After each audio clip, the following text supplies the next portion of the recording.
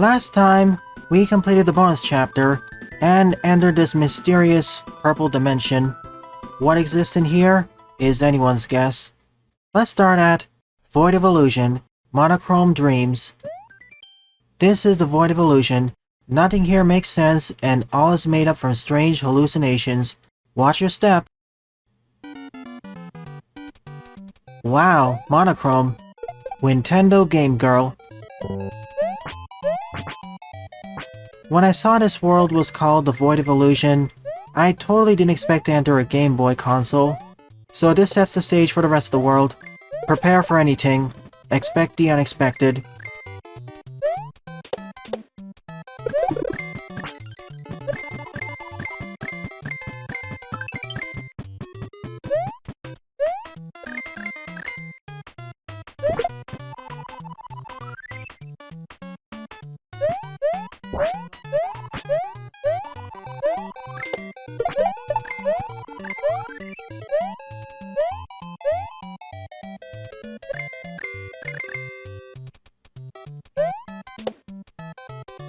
The border is cut down on my field of view.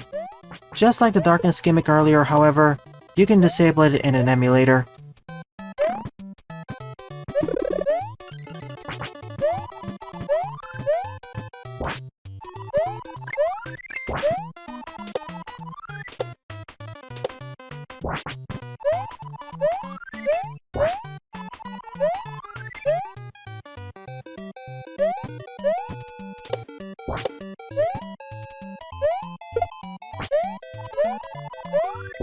Perhaps K16. Sicari probably won't be that interested.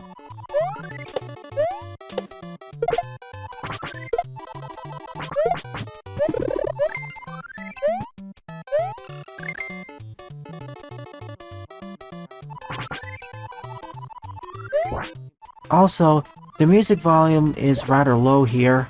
I can barely hear it. It's the overworld team from SMB2 / Doki Doki Panic.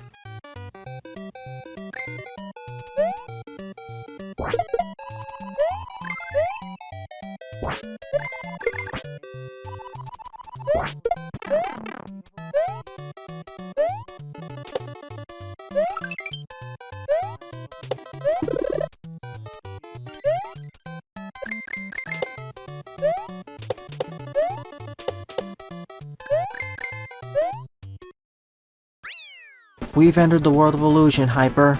Expect a lot of crazy stuff now.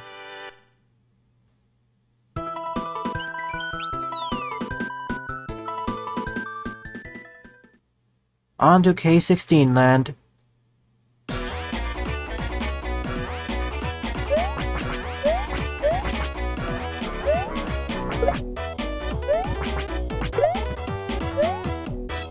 We're now traveling through a land dedicated to the robot girl K16.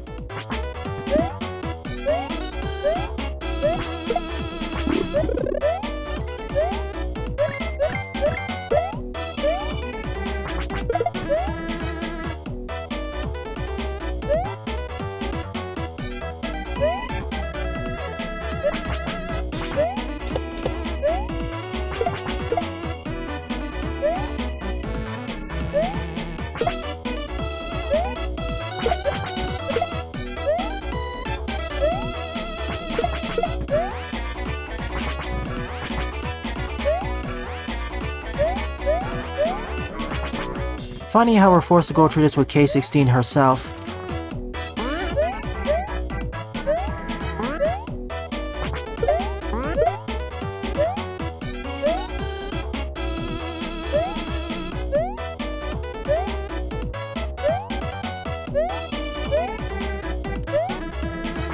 Be careful, some of these blocks are cracked. If you touch them, they will break. Which ones though, I'm not sure.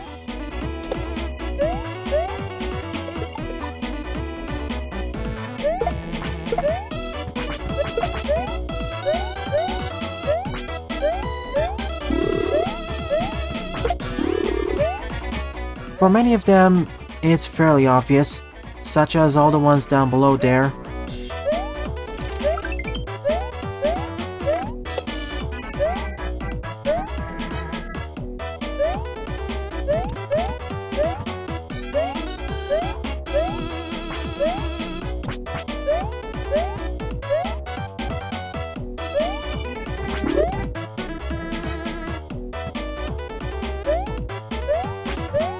end here.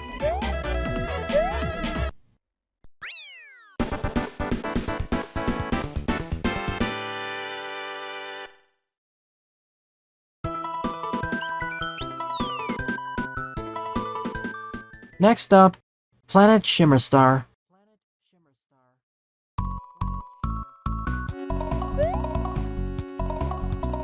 Magnet Man.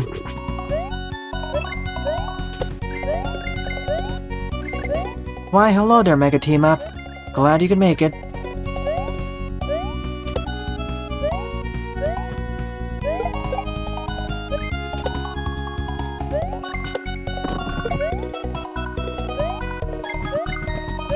Hopefully the magpies don't show up.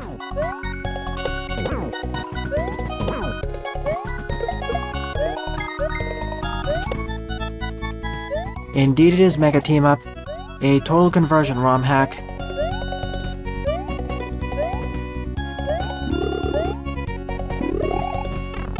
I mean, for most intents and purposes, it's a fan game.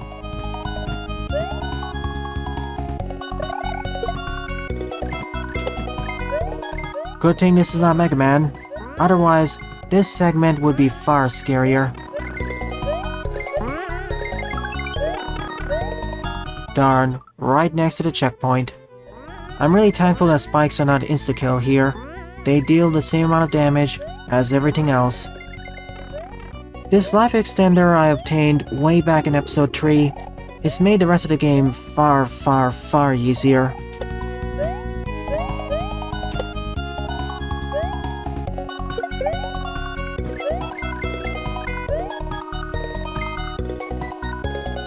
That's why I still consider this to be a normal to normal hard ROM hack. It's tougher than the base game, but not to the point where I'd say it's difficult.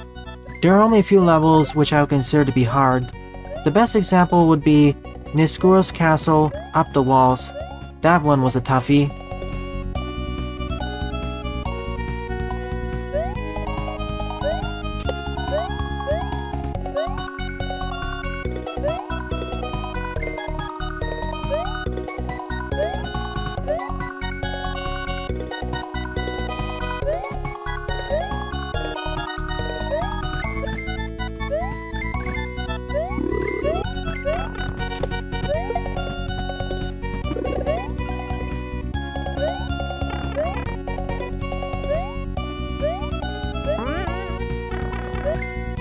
I highly recommend this hack.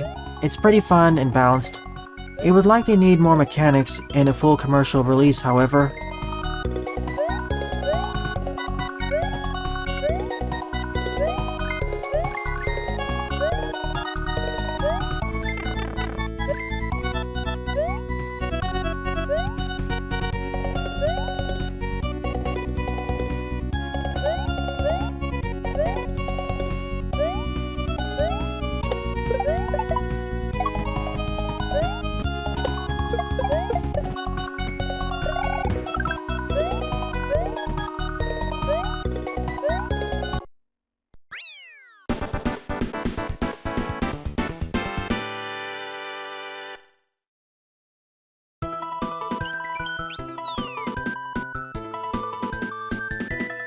Void of Illusion, Surfin Girl.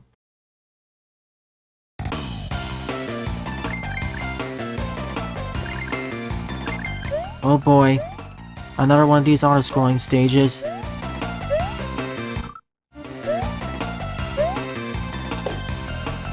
Music track playing in the background is Ocean Palace from Sonic Heroes.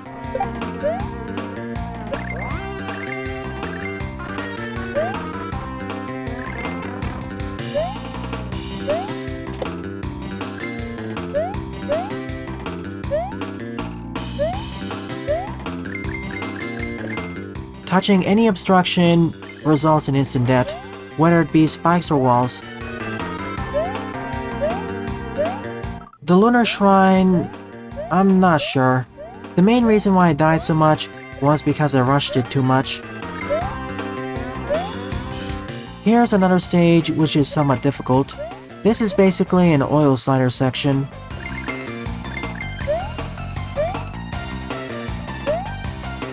By this point, we have collected over 300 diamonds.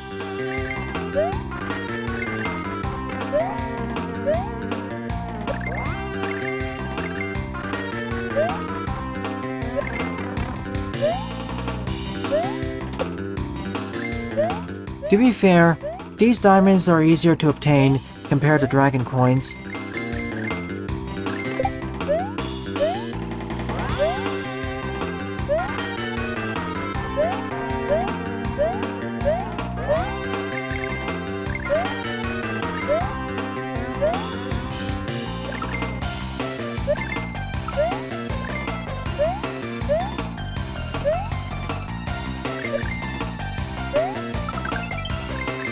And that's that. Phew, this was the toughest stage in this world.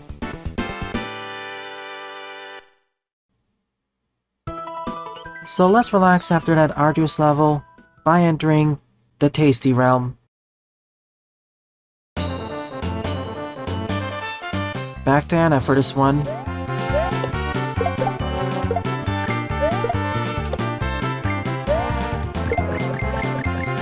Look at that. The ground is made out of chocolate and cookies.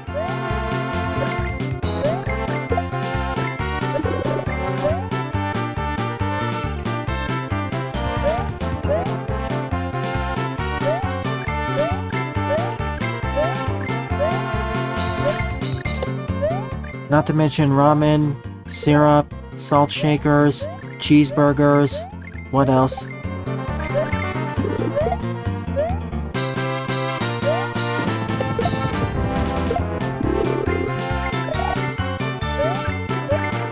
This level would totally fit in Yoshi's Island as a bonus.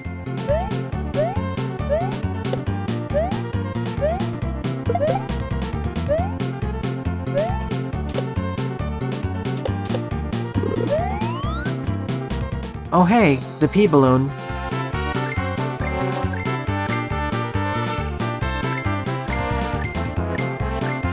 The game detected that after the previous stage, we needed a more relaxing one.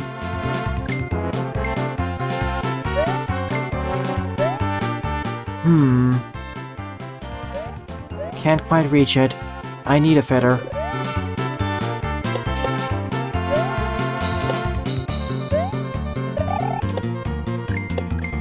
The Void of Illusion is this hack's equivalent of Star World from World.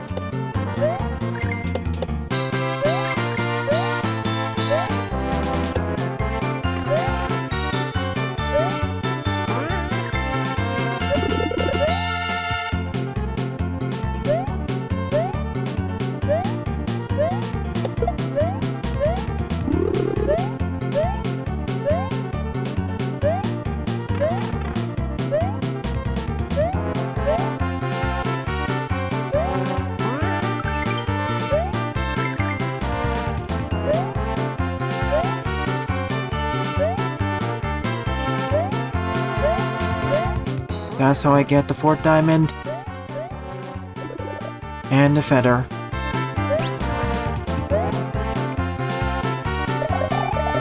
Power-ups feel rarer in this hack, especially the feather.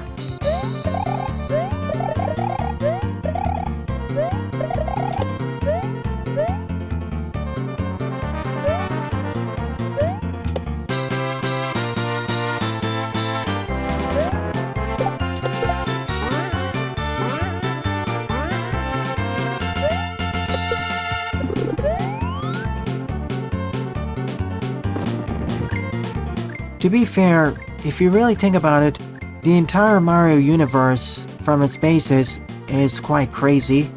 In some ways, it feels crazier than Sonic, crazier and zanier.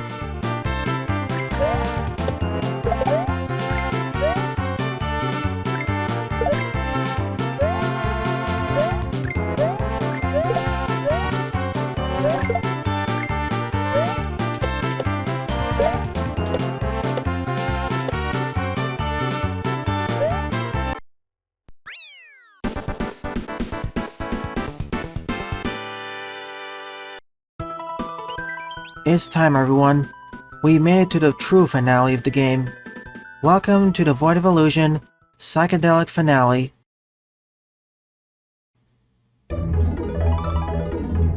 Whoa, this sure is trippy.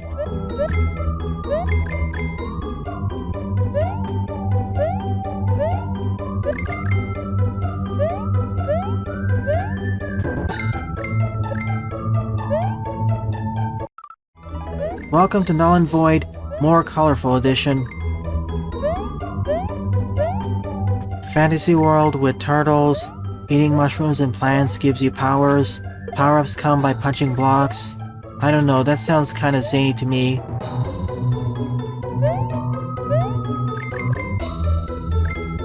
I still think Easy is better than this. A better comparison to this would be Eddie's World in terms of quality.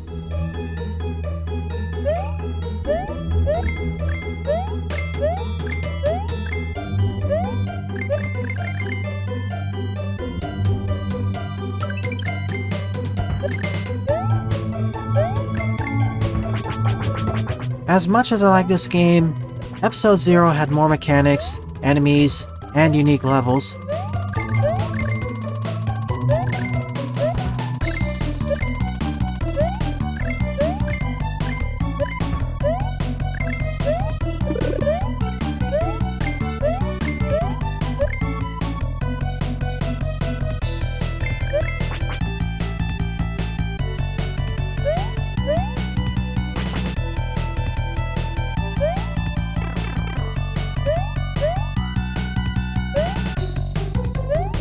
This game could have had more unique levels too, but Eevee decided to go for a more tried and true experience.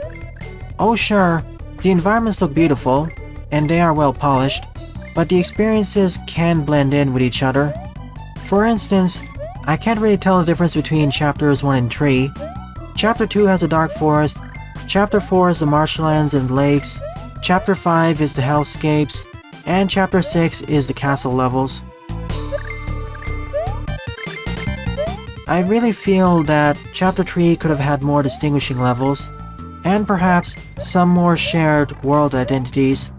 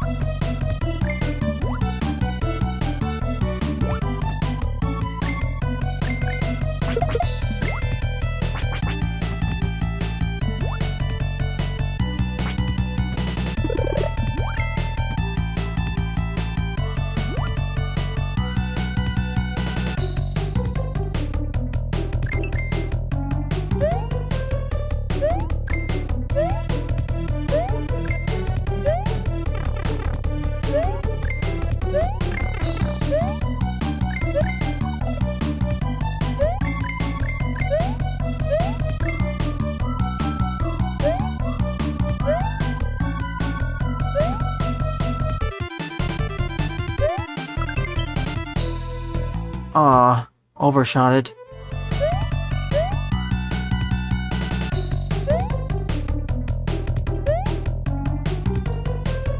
Still, I quite enjoy it. Life up.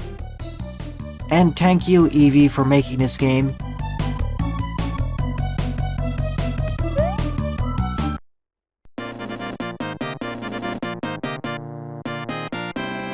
World 8 clear. No bonus bosses, sadly. Let's return to Home City, see if there's anything new.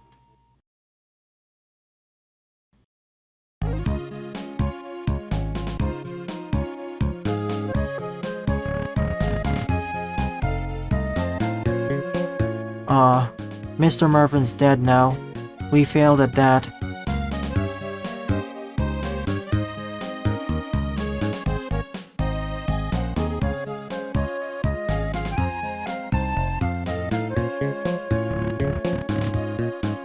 Home sweet home. Nothing new here. So, let's do a soft reset.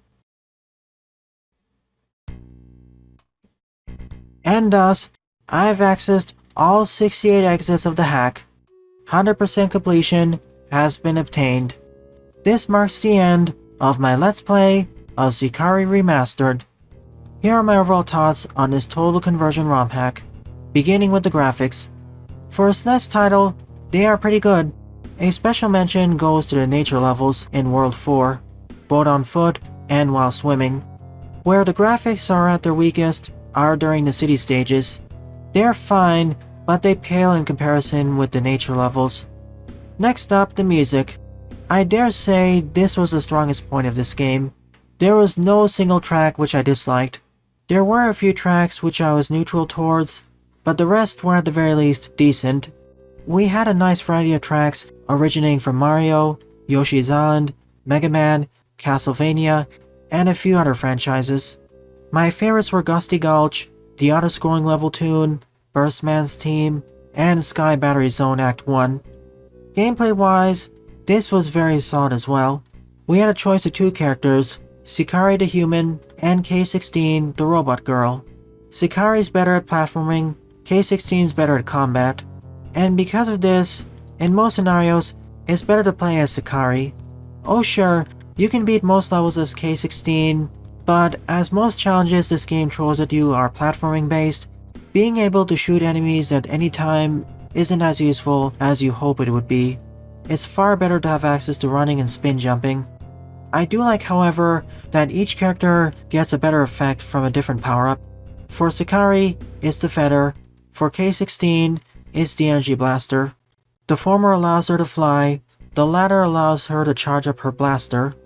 But just as any power-up in a Mario game, if you touch an enemy or hazard, you lose it. Which brings me to my next point, the health system.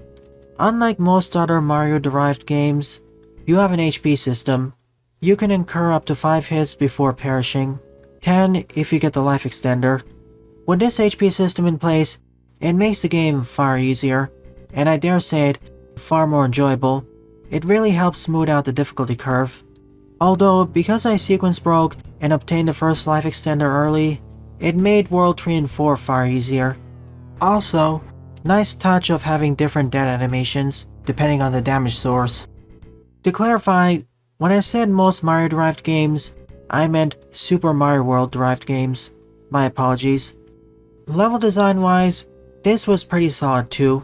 There was a nice steady difficulty curve, beginning with easy stages, and ending with somewhat challenging ones at Niskor's Castle. Following Niskor's Castle, most of the stages, they were around Chapter 4 and 5 in terms of difficulty.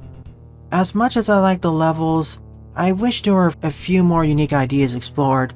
And the thing is, there were already a few stages which had unique ideas, but didn't have more levels in the same vein. I understand why they decided not to pull it off. They went for a more tried and true experience.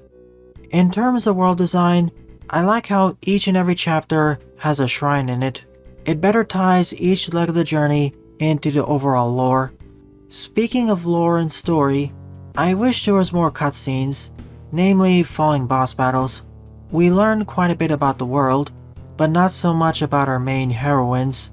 I want to see more character interactions, and it doesn't have to be that many additional cutscenes either.